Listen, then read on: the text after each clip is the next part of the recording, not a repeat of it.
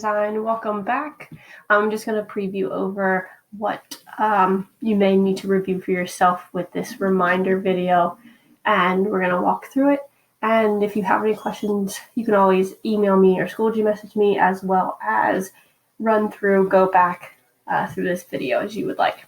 So I'm going to play this and then walk you through it. So when you get into Illustrator, make sure you go to File, New to set up your infographic. You can name it infographic. You can name it whatever your topic is about, and it needs to be 18 by 26 inches. And make sure right there the inches units is inches. Right here with orientation, depending if yours is in landscape or portrait, you can decide which one you would like, and that's up to you. I know there is one class that doesn't have their drawings with them, their sketches. That's okay. Just if you need to visualize what it's going to look like, just use a piece of paper. If you have a sketchbook, you can do that as well. But it's not going to be based off of what you originally had, because I can't go back and see it, and you can't see it either. So let's keep moving forward. So you can change it back and forth, and it'll change the width and height here. Okay, and it'll bring you your piece of paper. Okay, remember this is your artboard. So I'm just going to move this over quickly. Okay, remember you can change the size, move your collapsible panels around. Okay, and then over at your toolbar right here, okay, this is your artboard if you can't remember, and that changes the size of your paper. Okay, so up at the top you have, again, these two orientations of landscape or portrait, and you can adjust accordingly. Okay, so I'm just changing it back and forth so you can see the difference. And I'm actually going to push Control-0, and it'll pop us out so we can see the entire piece of paper. Now, before we continue a little bit, remember, even though this may look like a regular size piece of paper, this is 18 technically by 26. So when you start making your infographic, especially when you start adding your text may appear small, but if it is at least 10 or larger, you're perfectly fine. Okay, 10-point font. So I'm going to get rid of that for a second. Remember, this is your selection tool. Okay, this helps you select large areas. And we also have your direct selection tool, and that is for specific areas, especially of like a shape or an object. Okay, and then we have your pen tool. Now remember, if you go all the way over to the right where you see the little arrow that I'm about to click on, that will bring out the pen tool's capabilities. Okay, I like to do that way that I can work with what I need to at a certain time instead of going back holding down the pen tool. Okay, remember, if there's a little dog ear triangle in the corner, that means there are hidden tools behind that specific tool. Okay, so quick review on the pen tool. Remember, you just click up. You need to look at your fill and stroke here. Okay, fill is this white area, so that means anything inside will be white. Stroke is black. Right now it is saying it'll be black. So let's run through this. You are going to click, and it is going to connect the dots for you. Clicking and dragging will make curved edges, and you can always do that later. So I have connected, okay, my object, and now I'm going to move it around with the selection tool. Okay, now I'm using the direct selection tool. Okay, and this moves certain parts. Okay, directly selecting a part or parts of the shape. Okay, you can move corners, you can move lines. Now I'm going to click and drag over, and it selects all of the object, okay, using the selection tool. And I'm going to adjust, but as you see, I can move it however I would like, and it'll adjust the shape. Now, if you want to move it, okay, so that it stays the same dimensions the entire time, you have to hold down your shift key at the same time as dragging. Okay, so that's what I'm doing here. Okay, it's holding the integrity of the shape. I just went backwards. Control-Z. Okay, so now I'm going to change the fill. Now that is what is inside. So I double clicked on my fill over here, Okay, and now my color picker is going to show up. Okay, don't forget, if you have specific colors that you would like, your 6-digit hex colors can be typed in right here, or you can select any color that you would like. So I'm going to pick this turquoise color. And if I want the turquoise to be the same for my stroke, I'm going to click and drag it, and there you go. Now I have a shape that has the same color, fill, and stroke. I'm going to move this around. Okay, now we're going to go back to our shape tool. So we have our pen tool, shape tool. Okay, we went over this when we talked about it the last time that we were in school. It was, I believe, our second day. So we talked about both our shape and our pen tool. Now your pen tool, remember, is going to be very useful for making specific objects because you are only allowed to reuse one image. Okay, you need to have a couple images. I believe I said at least 3 on your infographic, and one of them can be from the internet that you do not have to recreate, but everything else you have to recreate. Okay, so click this out because I want these quick. And I'm going to start with the rectangle tool, click and drag. Okay, and as you see over here, it's going to hold the same colors. Okay, and I just made a square by holding the shift key down with the rectangle. Now, the ellipse tool, oops. I'm going to change this color up so you can just see the difference. Okay, so I've done it there, making my ellipse, and if I want to make a circle, I hold the shift key down at the exact same time. Now remember for the star, okay, I'm going to make another one down here, and while I'm clicking and dragging, if I click, drag, and at the same time use the up and down arrows on my keyboard, I can add or subtract, okay, to get many points as I would like. So this is up. I'm just going to move this over with my selection. Oops. Went into isolation mode. We'll talk about that later. Okay, and I'm going to put this here. I'm going to go over to my layers panel. Okay, and click the down arrow. We'll see all of our paths there. I'm going to create a new layer because I want to move some things around, and I'm going to drag that first object that I made up top, and there you can see that it is now above everything else, and I've just moved that star shape.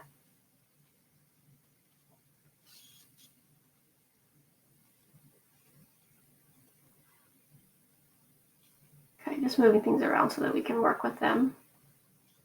Move them down, and again, you can go forward, go back, it's up to you. Okay, let's go to select tool. Let's say I want to make this point larger. Guys, this is what we were talking about, so that we can adjust things individually instead of as a whole.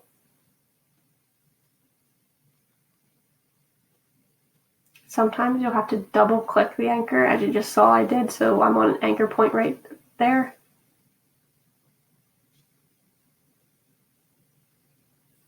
Okay, I'm going to delete that to get it out of the way. Click and drag over this and delete. Click and drag and delete. Okay. If you noticed on that back one, when I clicked and dragged, I was using my direct select tool. So it only dragged over this line segment, this line, this line, and this line. So that's why this corner and this corner went away, but these two stayed. Okay. So I'm bringing those back. I'm going to get my selection tool to select all of it, and it has all 3 of these, and we'll get rid of them and rid of these as well.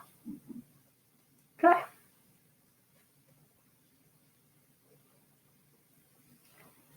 So let's go to my rectangle tool,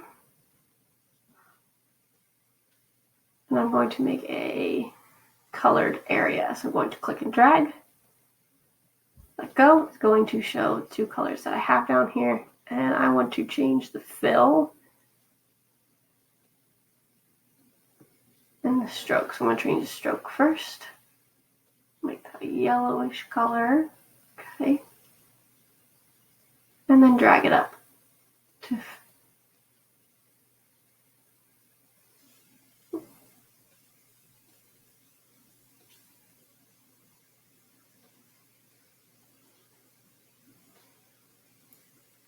Okay, so my next box is going to be all yellow. Stroke and fill. My rectangle tool. Okay, and there's my layers. And I'm just going to move the top color above the other one. I'm going to go back to my rectangle tool, my ellipse tool, and make 2 areas and a third for text to go in.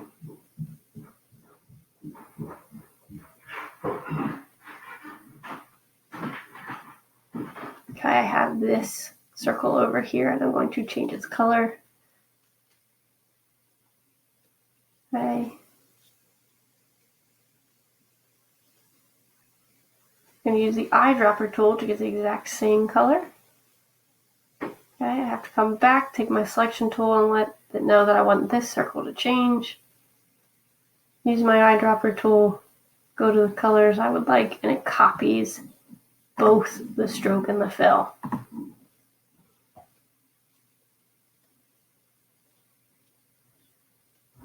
Okay, so I realize that the stroke is yellow and I want it to be one solid color. So I'm going back, selecting.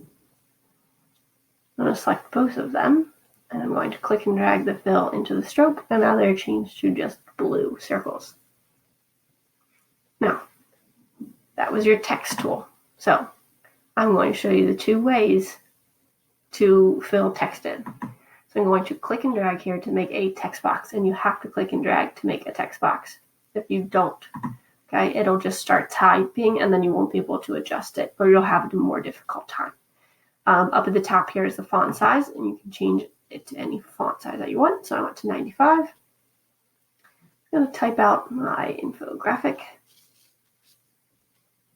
I'm going to highlight it. Okay, put it in the middle up at the top.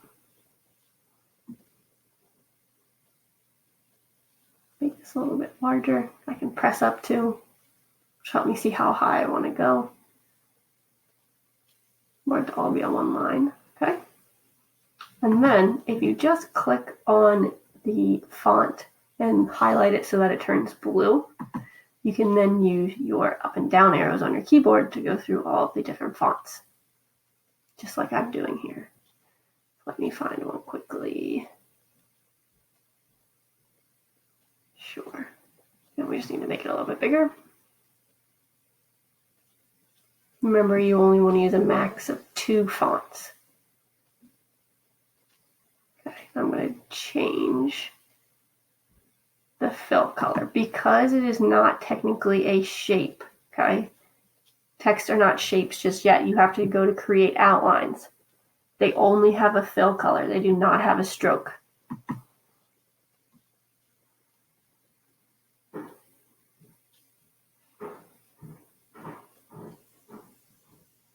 Okay, grab my text tool, go to a type and area tool, and I'm actually, wrong area. I have to select the area that I want to type in. So there we go. Grab my type and area tool. Yes, I know.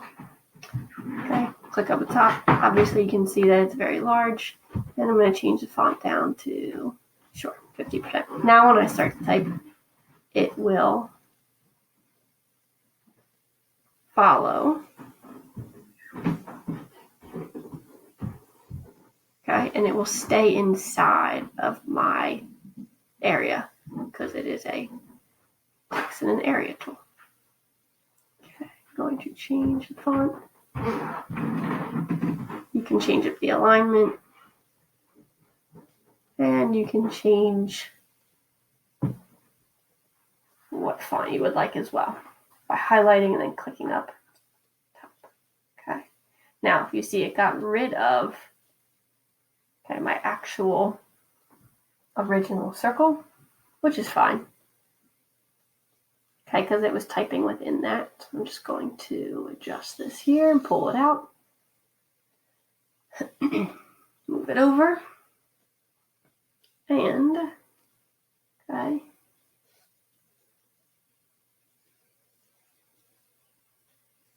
I'm trying to figure out right now which one is which. Okay, so what I did there, okay, is I clicked on this path And then I held down the Alt key at the same time, and I clicked and dragged while still holding the Alt key down, and it copied that exact same circle. Now I'm going to adjust the circle. Okay. Now we can see this path.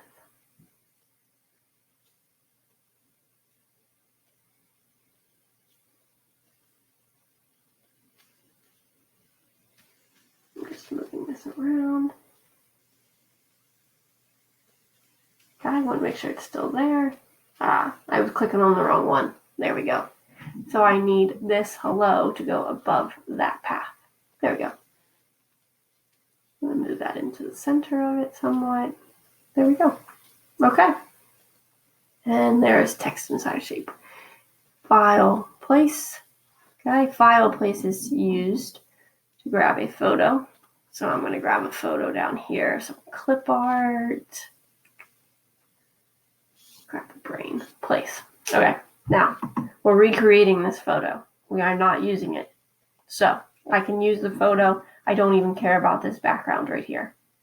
Okay, so we need to make this smaller real quick.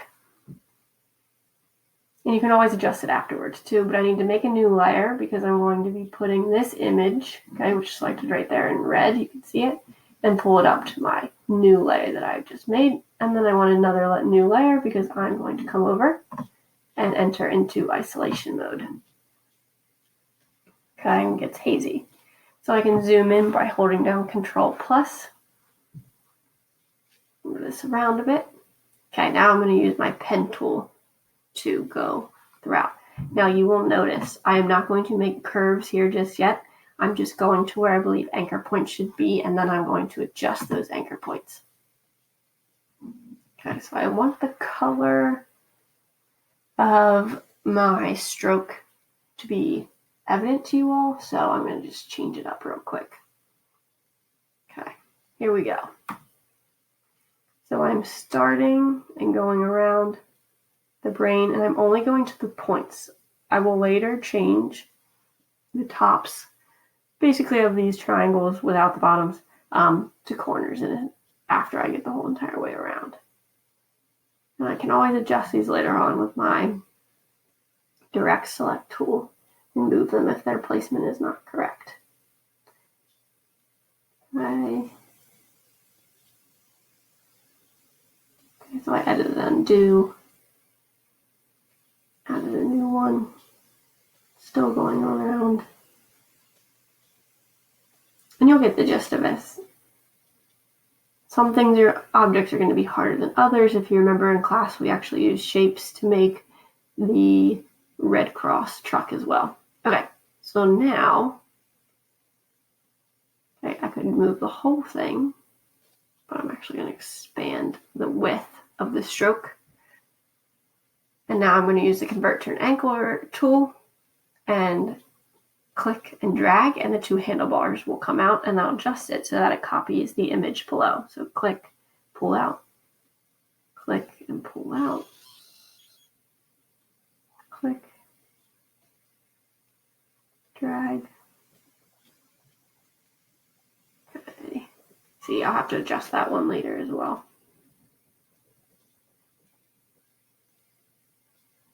Okay, if you don't go on a path, it'll tell you that. And you can push the don't tell me again, and it won't show up. It just won't do an action, which is okay.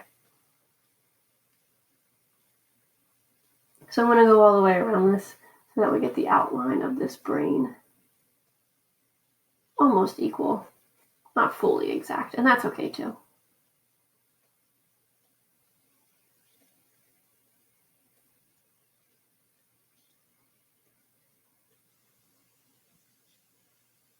Okay. Now I'm going to come to my direct select tool, and this is where I can move those individual anchor points around. So I can click and drag. Sometimes you have to click twice if it moves the whole object. Okay, move that one around. I have to adjust this up and over.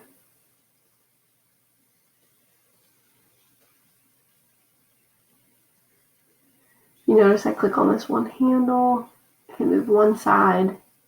That one's fine. I need to move this up a bit, and then again, I can click on the handle and adjust that as well. Move this one up slightly. Okay, and now I'm going to come in and I'm going to do these areas. So I'm starting new, and it starts with a little star by it. Again, I'm just doing straight lines right now. And then I will curve them. Just going to see where that goes to. Come to my Convert Anchor tool and curve these areas.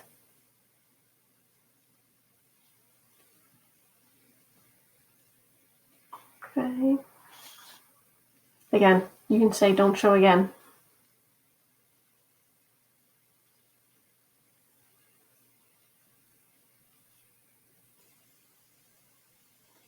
And sometimes working on one anchor point won't always give you the best, but hey, that'll do. Want to move this in and around. That's fine with me. Okay, I'm going to start new again and make this other area. Again, Convert Anchor tool, click and drag, and you'll get the two handlebars. Click and drag.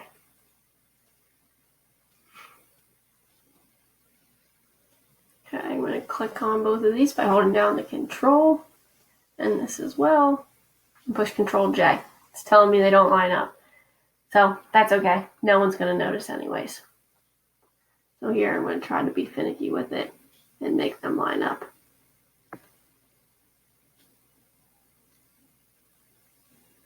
But it doesn't want to work with me. If you have your smart guides on, it'll tell you. But I have my smart guides off. Okay, I'm just adjusting it here.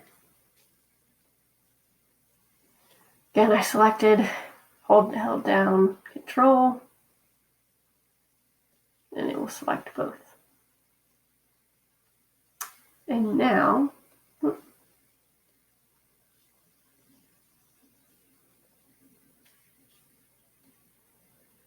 going to go back and make some more.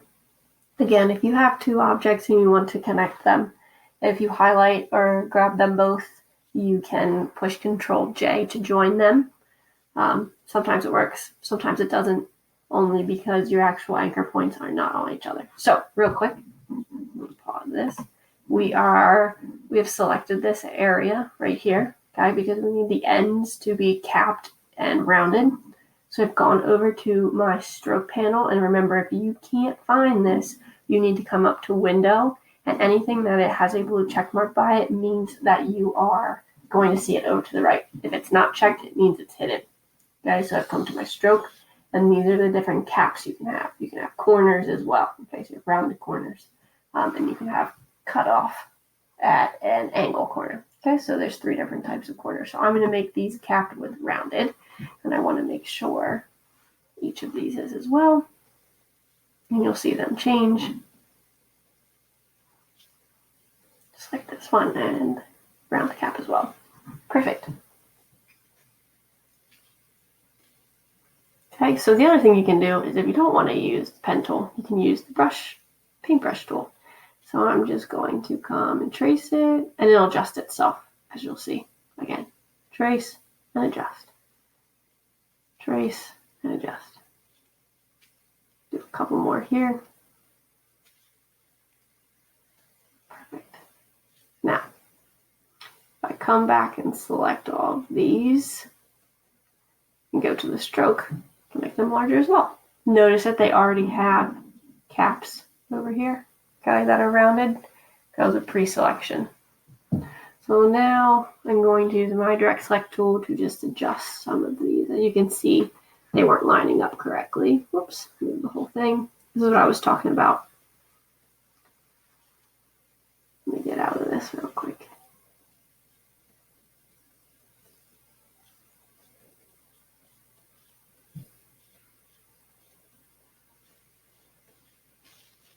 Okay, so I'm going to click with my direct select, double click.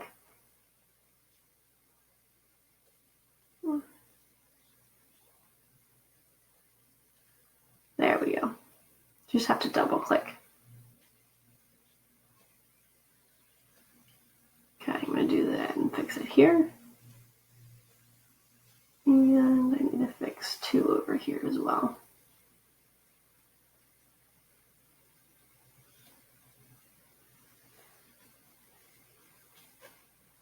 Okay. Paintbrush tool. Let me come back here and get this done real quick so we can get out of isolation mode. And remember, I changed the thickness of the stroke, which is up the top. So that's 3 points right now to match the outline that I've done with the pen tool. And these look pretty good. I might not have to adjust.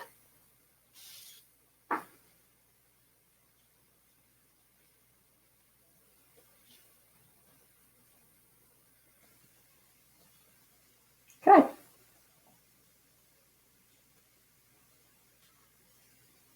Now I'm just going to move some of these points around, change some of the handlebars slightly.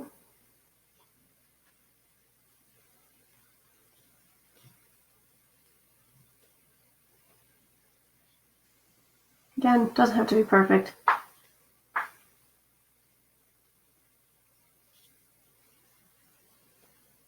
Okay, I'm going to highlight all of these. I want to change the stroke color. And I'm going to push that arrow to get out of isolation mode. Now if I go back to my layers, if you remember, I made 2 layers, one for my drawn image and one for my other image. I'm going to click the drawn image, come down to the trash can. It says, do you want to delete it? Yes. Okay, so now it's gone. Now I just have my brain there that I have made.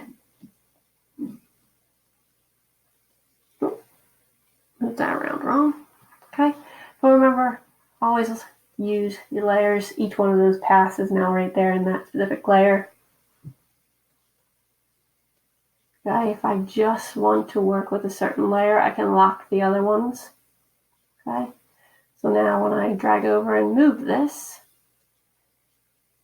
I'm only moving my brain because the 2 other layers are locked. Okay, and then I can adjust.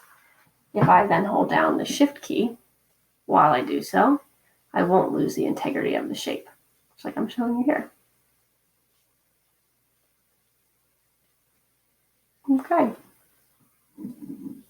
so that's about it. You can adjust and then you can unlock. Again, if you have any questions at any time, please let me know. Remember to always file save as. So we were going to have 8 days in class already. We already had 2. I'm still going to give you those 8 days plus those 2 that you have worked. You can always come back to this to look on how to do things. You can use YouTube. You can use the how-to page. Again, the how-to page is more of me typing out exactly step by step, where YouTube may be more visible. Once we finish the infographic, we will be moving on. So please, each day, if it asks you to continue working on your infographic, that you are doing so at that time. That is crucial. Okay, so we're going to play this out. And I think we're good to go. Perfect. There I am, file, save as. Okay, I want it to save as an Illustrator. And push. Oh, let me go back. Good. Okay.